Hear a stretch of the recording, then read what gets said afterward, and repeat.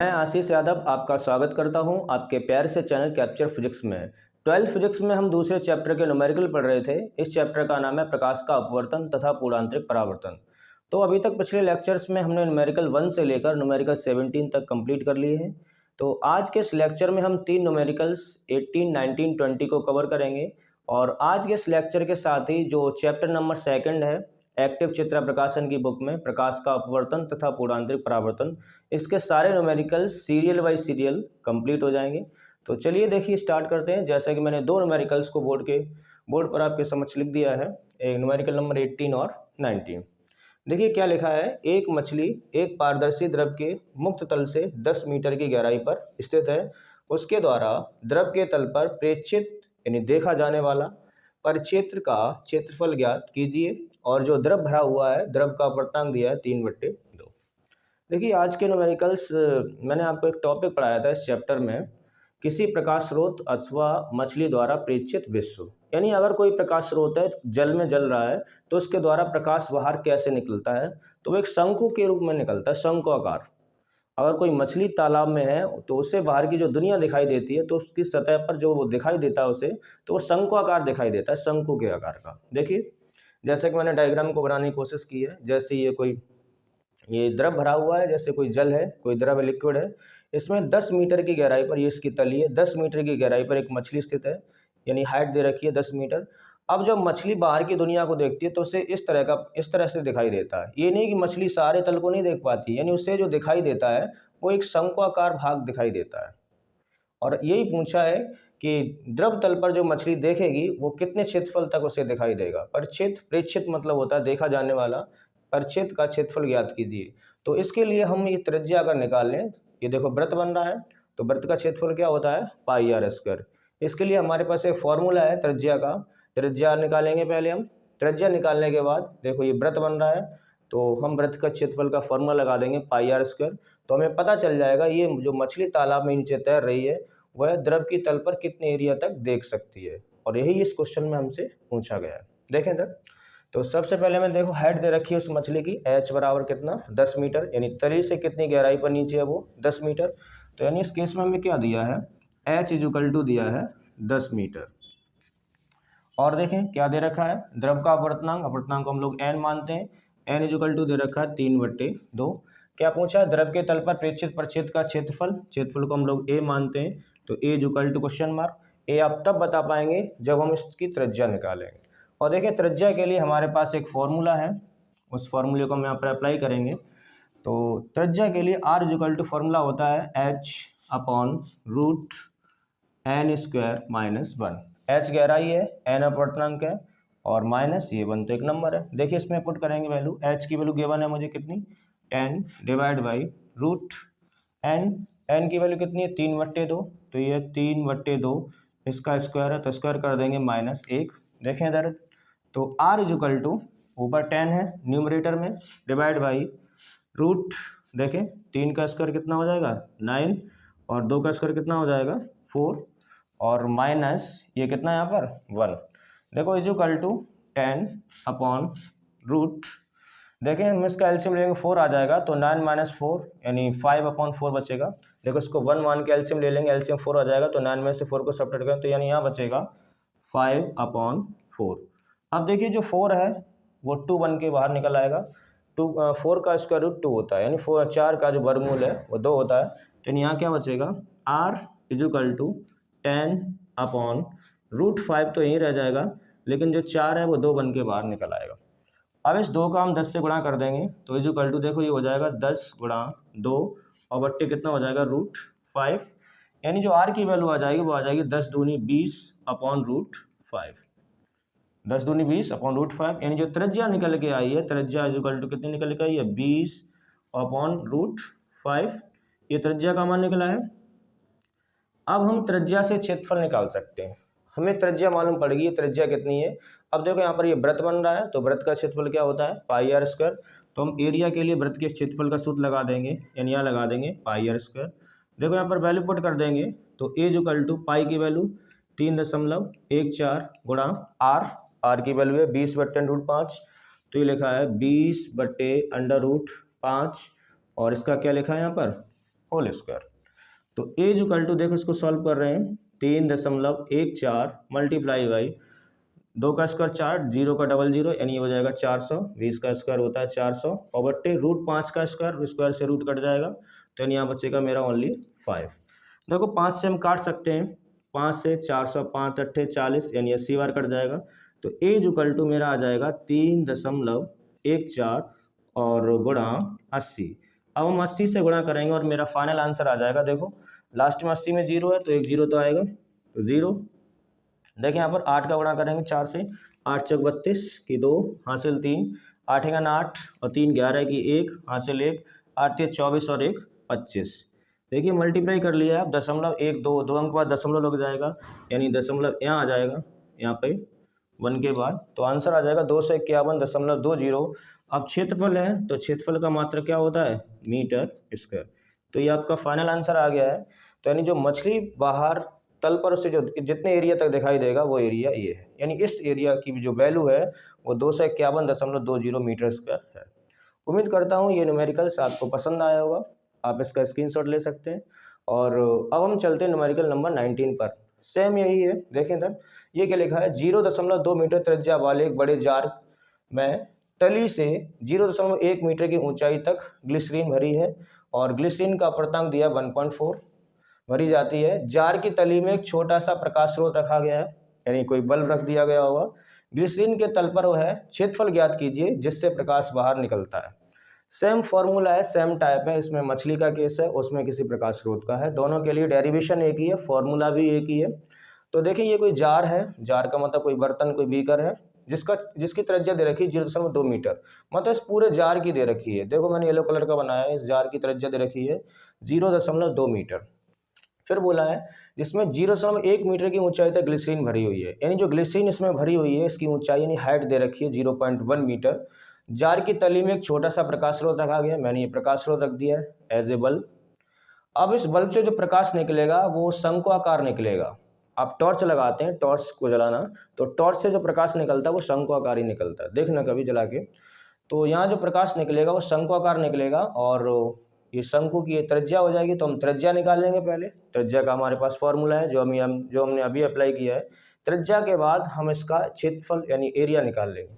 हमें पता चल जाएगा इस बल्ब से जो प्रकाश निकलेगा वो द्रव की तली पर कितनी दूरी तक वो फैलेगा, यानी उसके द्वारा क्षेत्रफल कितना होगा, उसका क्षेत्रफल एरिया कितने एरिया तक वो प्रकाश फैलेगा।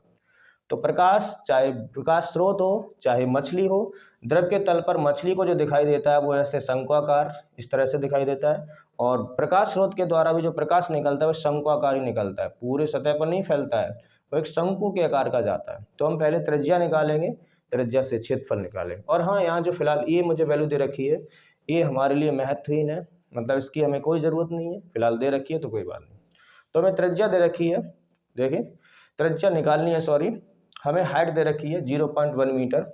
सेम ऐसे ही है क्वेश्चन, देखें इसको अभी किया उसी बेस पर है बिल्कुल। त्रिज्या को हम लोग r मानते हैं, r equal to question mark, पहले r नहीं बल्कि a पूछा है, a equal to question mark, a से पहले हम लोग r त्रिज्या निकालेंगे तब हम क्षेत्रफल निकाल पाएंगे।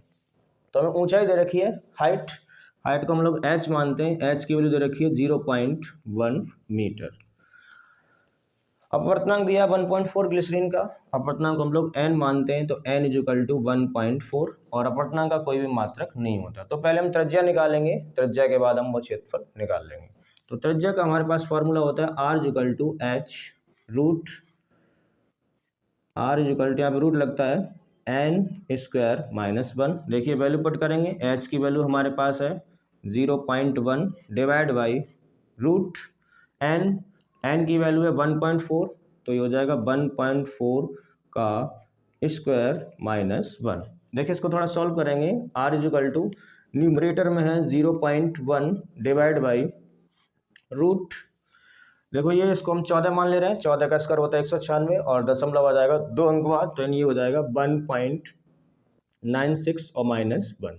देखिए इसको थोड़ा और सॉल्व किया मैंने, तो 0.1 रूट डिवाइड बाई रूट, अब 1.96 में से 1 को सब्ट्रैक्ट करोगे तो यहाँ बचेगा 0.96। देखिए त्रिज्या मिल गई है मुझे। अब त्रिज्या से हम लोग क्षेत्रफल निकालेंगे। ऊपर एक वृत्त बनता है तो वृत्त का क्षेत्रफल क्या होता है, पाई r स्क्वायर। तो हमने एरिया लगा दिया वृत्त के क्षेत्रफल का A equal to pi r square. तो ए इक्वल टू पाई की वैल्यू 3.14 इंटू आर की वैल्यू ये है 0.1 अपॉन रूट 0.96। देखिए इसको मैं सॉल्व करूंगा और ऊपर क्या लगा इसका होल स्क्वायर, तो यहाँ पे लगा दिया होल स्क्वायर। तो एरिया ए इक्वल टू देखो यहाँ लिखा है 3.14 इंटू ये स्क्वायर है तो इसको हम दो बार लिख सकते हैं 0.1 मल्टीप्लाई 0.1 डिवाइड बाई, और देखो यहाँ रूट हट जाएगा स्क्वायर से तो यहाँ बचेगा 0.96।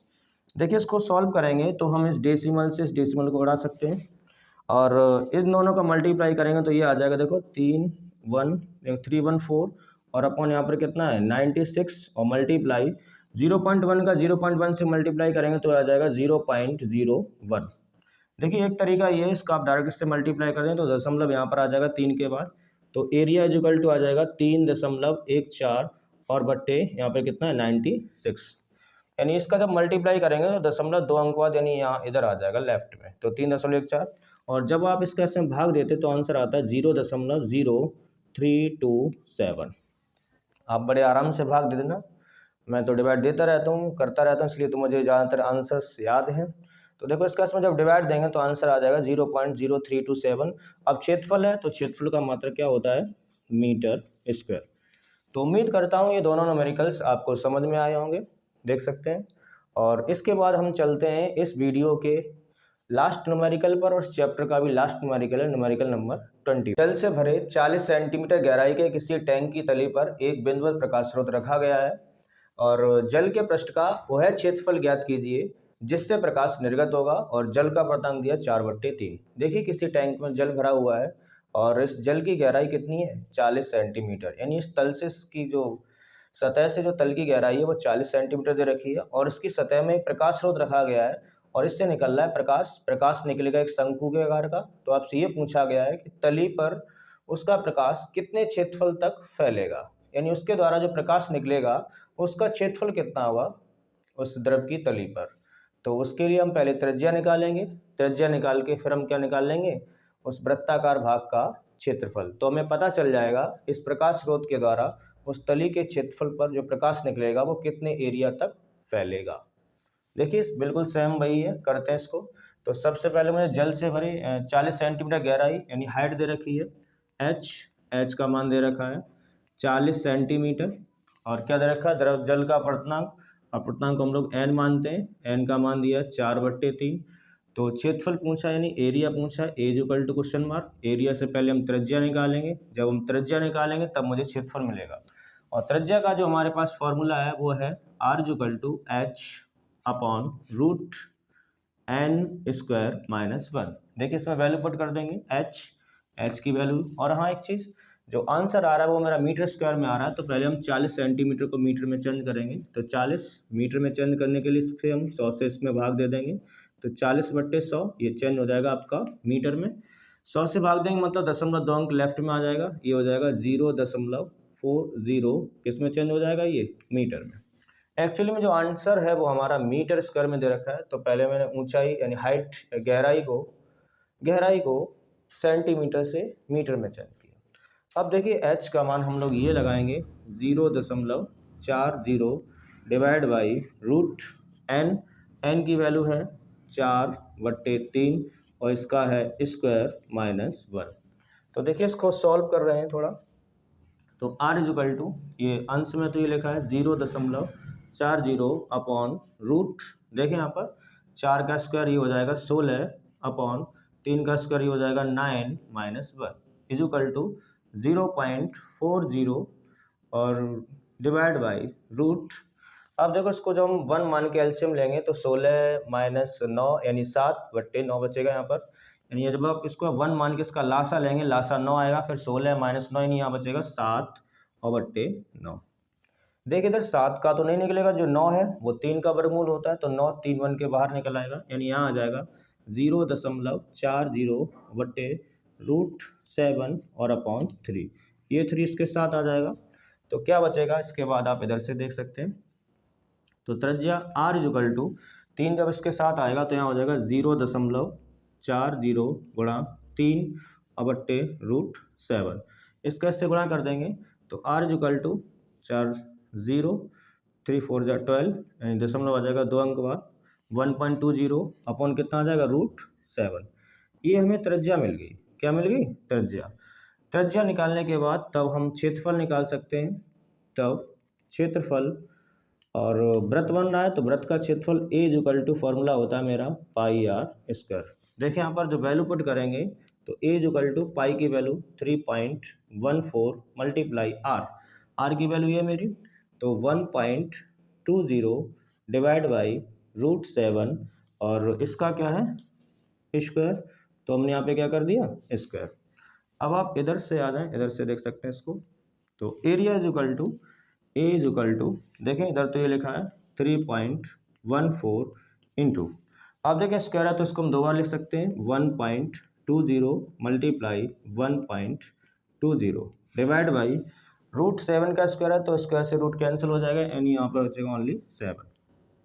देखना इसको इधर तो ए इज इक्वल टू 3.14 मल्टीप्लाई अब देखो 1.20 1.20 इन दोनों का जब आप मल्टीप्लाई करेंगे तो यहाँ पर आता है 1.44। इसके बाद ये डबल जीरो आएंगे तो डेसिमल के बाद जीरो का कोई मतलब नहीं, आप छोड़ सकते हैं यहाँ पर। यानी इन दोनों का मल्टीप्लाई करेंगे तो ये आएगा अपन कितना है 7। और जब आप इन दोनों का मल्टीप्लाई करते हैं तो ये आता है ए इक्वल टू 4.5216। आप बड़े आराम से इन दोनों का मल्टीप्लाई कर सकते हैं। इन दोनों का जब मल्टीप्लाई करेंगे तो आपका आंसर आएगा 4.5216 और अपॉन कितना है 7। देखिए जब आप इसमें डिवाइड करेंगे तो आपका ये आता है 0.645। आप इतना आंसर लिख सकते हैं, लेकिन जो आपकी उत्तर माला यानी आंसर शीट में जो आंसर दिया है वो यहाँ पर 5 दे रखे हैं। तो फिजिक्स में ये रूल है लास्ट वाला अंक 5 या 5 से बड़ा है तो उसको छोड़ने के लिए हम आगे वाले को एक बढ़ा देते हैं। तो एरिया ए इक्वल टू आ जाएगा आपका 0.6 तो 4 को हम एक बढ़ा देंगे तो 4 की बजाय यहाँ पर कितना आ जाएगा 5। तो इस वाले 5 को हम लोग छोड़ देंगे। रूल ये होता है लास्ट वाला अंक 5 या 5 से बड़ा है तो उसको छोड़ने के लिए हम उससे पहले वाले को बढ़ा देते हैं। तो 4 का मैंने कितना कर दिया 5। अब ये क्षेत्रफल है तो क्षेत्रफल का मात्रा क्या होता है मीटर स्क्वायर। तो इस तरह से इस क्वेश्चन का आंसर ये है आपके सामने।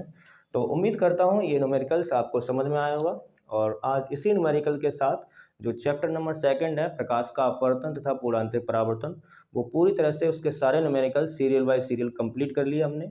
तो उम्मीद करता हूँ आपको न्यूमेरिकल समझ में आ रहे होंगे। और हाँ आप वीडियो देख लेते हैं लेकिन चैनल को सब्सक्राइब नहीं करते हैं तो प्लीज़ चैनल को सब्सक्राइब कीजिए, शेयर कीजिए। Thank you.